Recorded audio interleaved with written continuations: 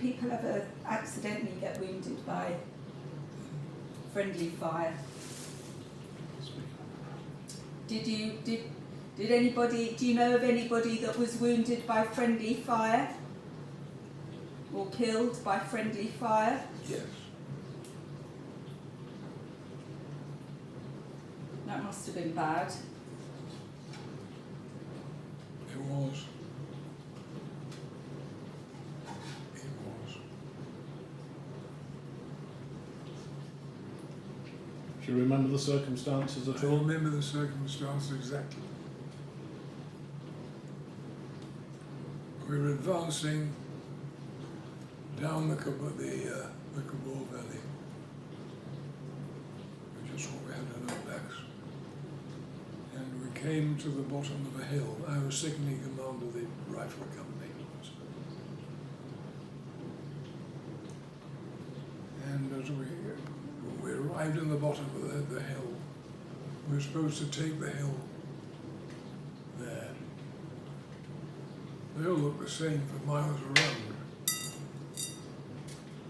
And just before we started off, the signals officer arrived. He said, "Here, you can have this." And he put down a roll of wire, very thin, cable, not the ordinary double cable, but just the quick one for a quick do. I said, all right, so we got another stick from the bush, put it through the end of this cable, and up we went up the hill. And so we arrived on the hill, on the top of the hill, like that. It was about, I don't know, maybe 40, 50 yards across, and it was quite clear of bush for some reason. And we took up our positions around the edge of the top of the hill. And I went with company headquarters, company commander on the other side, the other half company, and very quickly pushed my half's company in position, facing downwards in case we were followed up by the enemy. Yep. And dug in. Everybody dug in. They always dig in when you stop. And we were told, the company, we were told that there were aircraft about. We didn't know which.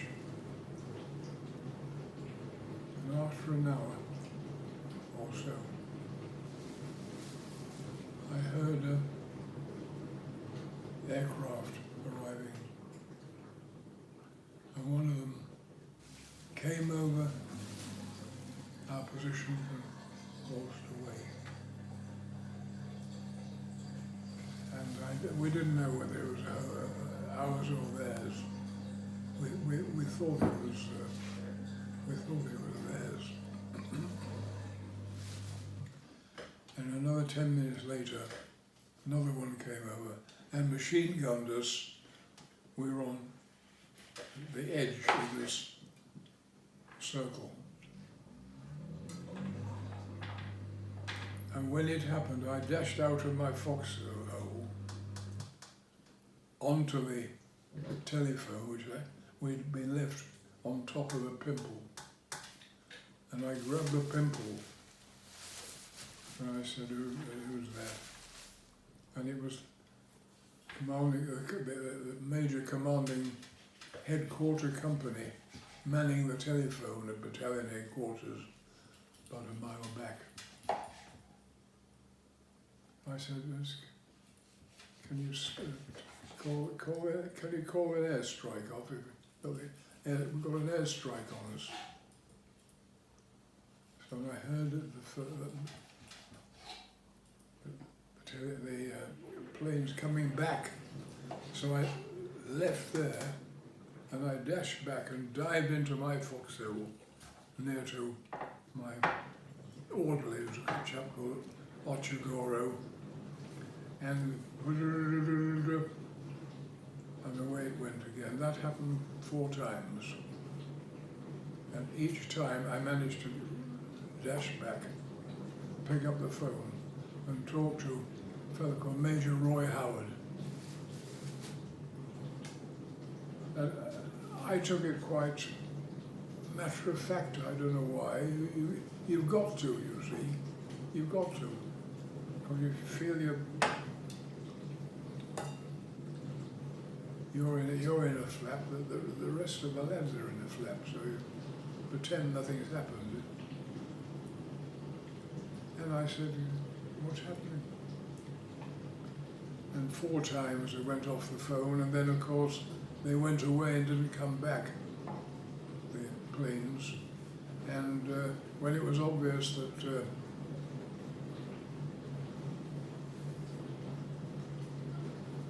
they'd gone for the time being, I just checked around that our half of the circle were manning their position instead of being followed up the hill by the enemy, which we haven't. And I started to count the dead and the wounded, and I don't know why, but the company commander, he disappeared on that occasion. He remained in his foxhole, the other side. I'm rather surprised, actually. Anyway, we just laid the dead out and the wounded, and I think somebody had come out. By then, somebody had come up from battalion headquarters at the bottom of the hill, so they could let me. And that was it. So how many were in your? Was this a company you were commanding, or a battalion? Company. So how many in a company then? How many? About 150. And do you remember how many had died of the 150? No, it was in the teens. Heavy machine gun stuff. Must have affected morale very badly, surely, if they knew it was friendly fire. Did they know it was friendly fire? I think it did. They did discover, yes. Company commander was very cross. I bet he was. And we carried on. I got a good mark for this, I'm sure. because sometime later, Roy Howard, who reported, I'd never heard anybody so calm and cool and calculated in reporting that on the telephone to me, Jeffrey. And what about the wounded? How were they treated? Obviously you were up a hillside. Well, and we got a battalion following us up. right. The battalion had their own medic.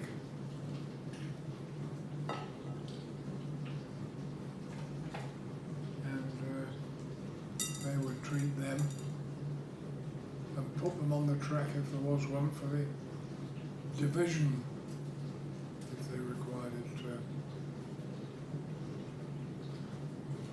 What year are we talking about? 44. And where exactly did this happen? Where was this? Northwest central Burma, in thick jungle. And did people talk about it afterwards? Were your men, was it something they talked about and discussed particularly? Not particularly, no. It was happening all the time, you see.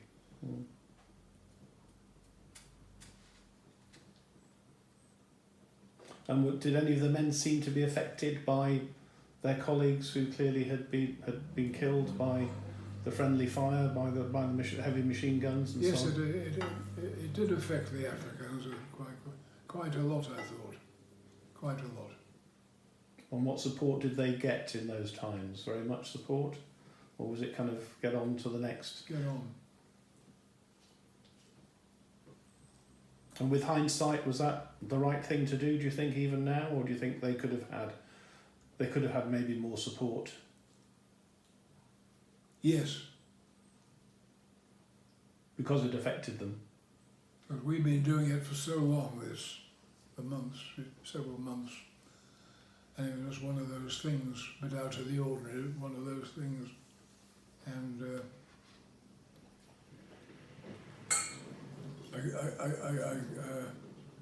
a gunner had come up, a gunner captain from the East African Field Artillery, and he said to me, he said, you know, he said, I would have ordered brew of tea all round after that, he said.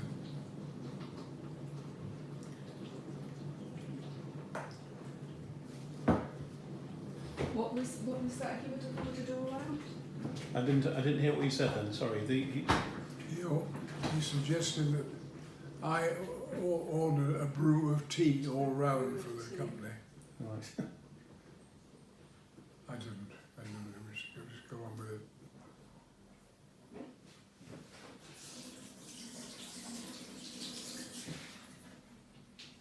But the CO did say to me sometime later, he said, Geoffrey, he said, I don't like you very much, but you've got guts. That's what he said to me. I don't like you very much, but you've got guts. I didn't say anything, just got on with the job.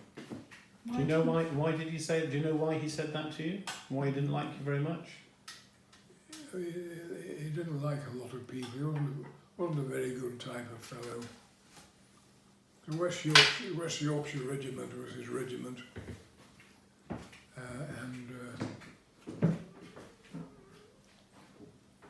He got a DSO earlier on for putting an attack on an Italian position and captured it.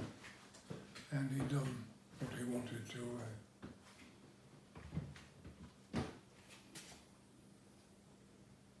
Did you see it as doing something special yourself? Hmm? Did you see it as doing something special yourself, or did you just think it was just part of your job? It was a bit of a one-off, the situation, Mm. that I went rushing to get the... Because you were taking a risk yourself, of course. Oh, yes. And when I heard it coming back, I'd run like hell and dive back into my hole. I remember that very distinctly. Were there any other situations like that where you felt in danger? Yes, sure. So what were the other situations where you It was felt... straightforward, meeting a number of the Japs in the jungle as we were advancing on them onto their little positions. How did you know they were there? How did? You know they were there. Because they shot at us. Right. Let us get pretty close before they shot, but they weren't very good shots. They weren't? No. I was lucky. Yeah. Good job. Otherwise you might not have been here to tell the tale. So were you involved in hand-to-hand fighting then at that point with the Japanese in Burma? Yes. Yeah. Night time, particularly, once or twice, we'd stopped. We were in our circle position, and there's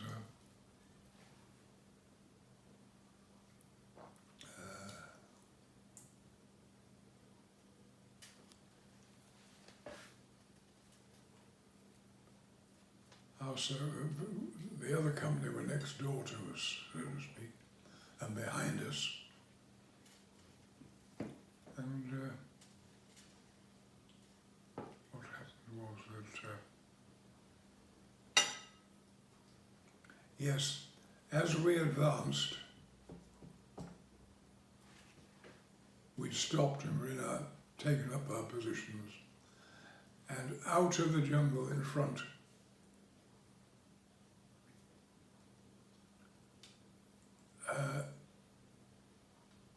were the Japs.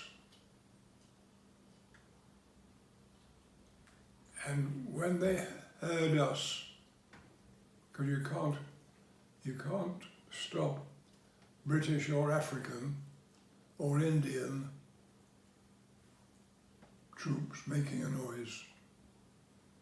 A Gurkha battalion you probably could. And so they knew where we were by sound. And I distinctly heard a voice saying, shouting for us, "Hello, Tommy, Tommy, where are you?" And it was, "Hello, Tommy, Tommy, where are you?" Like that. And the first time it happens, your hair stood up on end. You can imagine. You are used to it, but you... Oh dear. And we did, we had one or two attacks.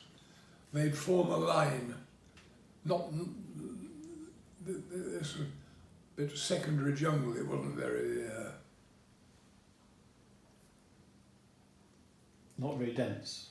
No, so they happened to form a line in the, between the trees, and they'd advance. And they did, they charged us. Well, I always had a rifle in it, to hell with a pistol, waste of time. You can have a rifle, stick a bayonet on the end of it, and use it, or use it as a club. And I had Ochagoro was here. Another African was on their left, there. And another fellow out here called Asalesio. He was the Bren gunner. He was very good.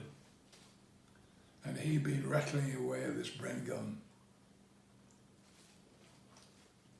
And two enemy arrived at me.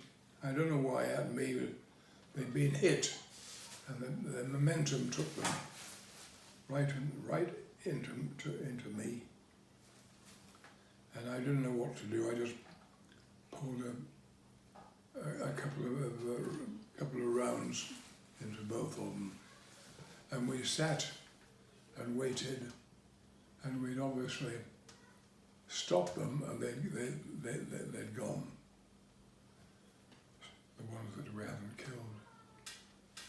And when dawn came, they were dead as doornails. And one of them was an officer, which is unusual.